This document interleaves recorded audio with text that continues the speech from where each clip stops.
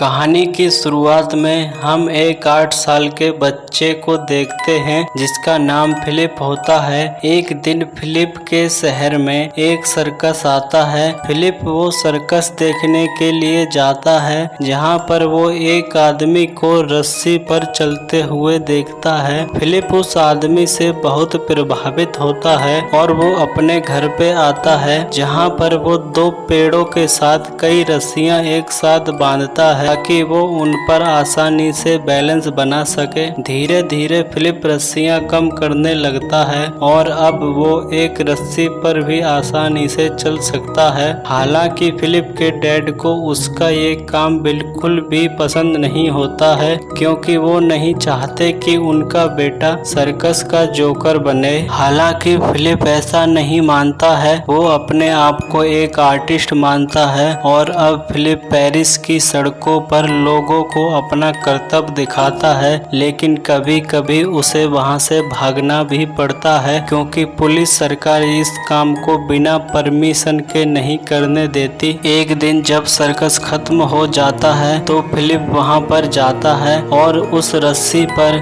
जिस रस्सी पर प्रोफेशनल लोग चलते हैं, उस पर चलने की कोशिश करता है। लेकिन तभी वहां पर सर्कस का मालिक आ जाता है जिसका नाम पापा रूडी होता है। ये वही पापा रूडी है जिसको फिलिप ने बचपन में रस्सी पर चलते हुए देखा था। वो फिलिप से नीचे उतरने को कहते हैं, लेकिन फिलिप नीचे उतरते ही वहां से भागने लगता है और वो एक बॉक्स से टकरा जाता है जिसमें बहुत सारा सामान होता है। फिलिप उस सामान से अपना कर्तव्य दिखाने लगता है। पापा रूडी को बहुत अच्छा लगता है और वो अपने घर पर ले आते हैं, लेकिन पापा रूडी और फिलिप की ज्यादा नहीं बनती और वो फिलिप को अपने घर से धक्के मारकर बाहर निकाल देते हैं। कुछ समय बाद फिलिप के डैड भी फिलिप को अपने घर से निकाल देते हैं। एक दिन जब फिलिप रोड पर अपना कर्तव्य दिखा रहा होता है तभी उसे एक छोटी बच्ची एक कैंडी देती है जिसको खाने के बाद फिलिप के दांत में दर्द होने लगता है और वो डेंटिस्ट के पास जाता है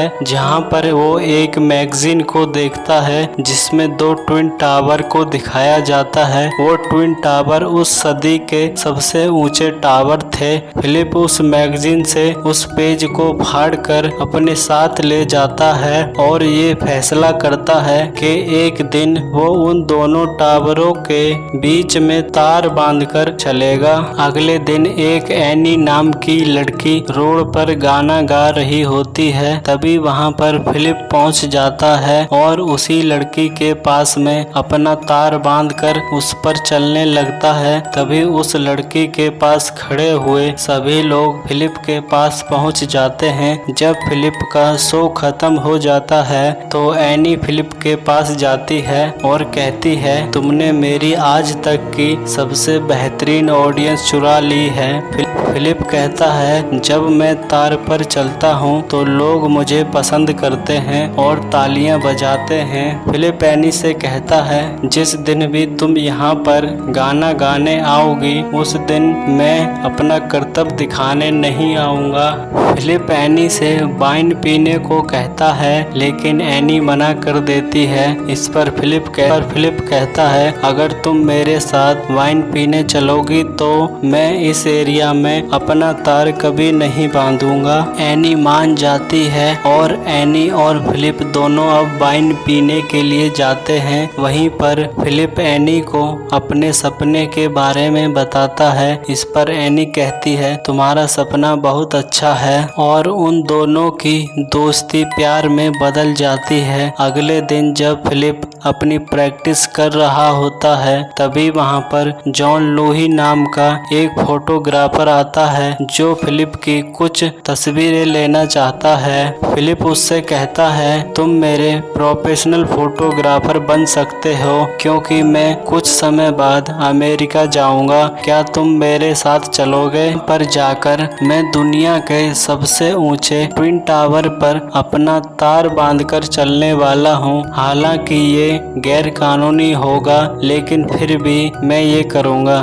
अगर मैंने ऐसा कर दिया तो ये सदी का सबसे सनसनीखेज कारनामा होगा। लेकिन तभी जिस तार पर फिलिप चल रहा होता है वो खुल जाता है और फिलिप नीचे गिर जाता है। इस पर जॉन लूही कहता है, अगर ये करतब के दौरान हुआ तो ये सदी का सबसे सनसनीखेज हादसा भी बन सकता है। इसके बाद फिलिप पापा रूडी के पास जाता है और उनसे कहता है, मुझे जानना है कि सही तार कैसे बांधते हैं और कौन सा केबल यूज करते हैं। इस पर पापा रूडी कहते हैं, तुम्हें ये सब क्यों जानना है, तुम तो रोड पर अपना तमाशा दिखाते हो। तभी फिलिप पापा रूडी को सब बताता है और वो उसे सिखाने के लिए तैयार हो जाते हैं। वो उसे एक झील पर चलने का मौका भी देते हैं, लेकिन फिलिप उसको पूरा नहीं कर पाता और पानी में गिर जाता है। अपनी हार को रिकवर करने के लिए फिलिप 2 पुरानी इमारतों को चुनता है जहाँ पर बहुत सारे टूरिस्ट आते हैं। वो जॉन लूही की मदद से रात में उन दोनों इमारतों के बीच में अपना तार बांध देता है और जैसे ही सुबह होती है उस पर चलने लगता है, जिसमें कि वो कामयाब हो जाता है। लेकिन ये गैर कानूनी था, इसीलिए फिलिप को पुलिस पकड़कर ले जाती है। अगले दिन फिलिप की फोटो अखबार में आती है और उसी अखबार में उन दोनों ट्विन टावर की भी फोटो आती है जो लगभग तैयार हो चुके हैं। फिलिप समझ जाता है कि ये एक इशारा है और वो अमेरिका के लिए निकल जाता है, जहां पर जाकर वो उन दोनों टावरों की ऊंचाई को देखता है जो कि बहुत ज्यादा ऊंचे थे।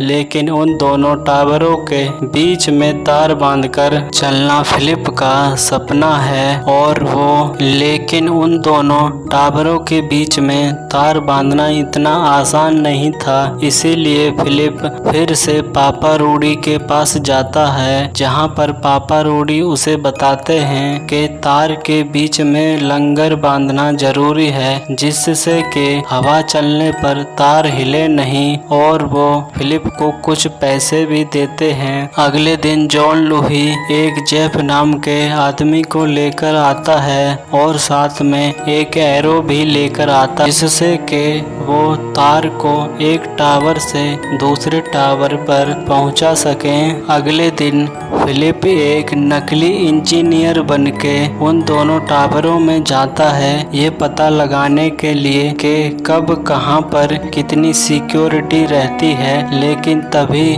उसे एक आदमी पहचान लेता है। फिलिप उस आदमी को अपने सारे प्लान का बारे में बताता है, जिससे कि वो आदमी भी फिलिप की मदद करने के लिए तैयार हो जाता है और फिलिप इस काम के लिए एक तारीख चुनता है, 6 अगस्त। अगले दिन वो लोग कुछ सामान खरीदने के लिए एक शॉप पर जाते हैं, जहां पर वो बहुत ही पुराने मॉडल के वॉकी टॉकी खरीदते हैं। ये सब देखकर शॉपकीपर समझ जाता है कि या तो ये कोई चोरी करने जा रहे हैं। फिलिप उस शॉपकीपर को अपना सारा प्लान बता देता है और वो शॉपकीपर भी फिलिप की मदद करने के लिए तैयार हो जाता है और अब उनकी एक अच्छी टीम बन चुकी थी। अब समय आता है 6 अगस्त का और उन दोनों की टीम 2 हिस्सों में अलग अलग बट जाती है और एक एक टावर पर जाते हैं। दूसरे टावर से जॉन लूही एरो को फेंकता है, जिसमें रस्सी बांधकर वो बड़ी केबल बांध देते हैं। हालांकि ये लोग अपने काम में 3 घंटे लेट होते हैं और अब सुबह के 7 बज जाते हैं और तार पूरी तरह से तैयार हो चुका है। अब फिलिप को अपना कॉस्ट्यूम पहनना है, क्योंकि उसके लिए ये एक बहुत बड़ा मंच है। लेकिन जब वो अपना कॉस्ट्यूम पहन रहा होता है तभी उसका कॉस्ट्यूम बिल्डिंग से नीचे गिर जाता है। इस पर फिलिप बहुत परेशान होने लगता है, लेकिन तभी जेफ उससे कहता है कि तुम बिना कॉस्ट्यूम के भी तार पर चल सकते हो और फिलिप तार पर चलने लगता है। तभी नीचे खड़ी एनी सभी लोगों को बता देती है कि देखो ऊपर तार पर कोई चल रहा है, जिसे देखते ही वहाँ पर बहुत सारी भीड़ इकट्ठी हो जाती है। फिलिप एक टावर से दूसरे टावर तक पहुँच जाता है, लेकिन कुछ समय बाद फिलिप को ऐसा लगता है कि वो टावर उसे वापस बुला रहा है और वो वापस से तार पर चलने लगता है। लेकिन जैसे ही वो दूसरे टावर पर पहुंचता है, वहां पर पुलिस आ जाती है और वो वापस से तार पर चलने लगता है। और जैसे ही वो दूसरे टावर पर पहुंचता है तो पुलिस उसे पकड़कर ले जाती है। जब पुलिस उसे पकड़कर ले जा रही होती है तो नीचे बिल्डिंग में खड़े सभी लोग उसके लिए तालियां बजा रहे होते हैं। और तभी फिलिप के पास बहुत सारी मीडिया आ जाती है, जो फिलिप से पूछती है कि आपने ऐसा क्यों किया, क्या ऐसा करते समय आपको बिल्कुल भी डर नहीं लगा। इस पर फिलिप कहता है, जब भी मुझे कोई सुंदर जगह लगती है तो मैं अपना तार वहां पर बांध देता हूं। और अब फिलिप को कोर्ट से सजा मिलती है, जिसमें उसे स्कूल के बच्चों के सामने कम ऊंचाई पर अपना तार बांधकर उस पर चलना होगा। और जिन लोगों ने उन दोनों ट्विन टावरों को बनाया था, उसमें से एक आदमी को फिलिप का काम बहुत अच्छा लगता है और वो फिलिप को एक पास देता है, जिससे कि फिलिप कभी भी इस जगह पर आ सकता है। और साथ ही कहता है कि दोबारा इन दोनों टावरों के बीच में अपना तार कभी मत बांधना। इसके बाद फिलिप अपने दोस्तों को पार्टी देता है और उनसे कहता है, अगर तुम लोगों ने मेरा साथ नहीं दिया होता तो मैं ये काम कभी नहीं कर पाता। और इसी के साथ ये कहानी खत्म होती है।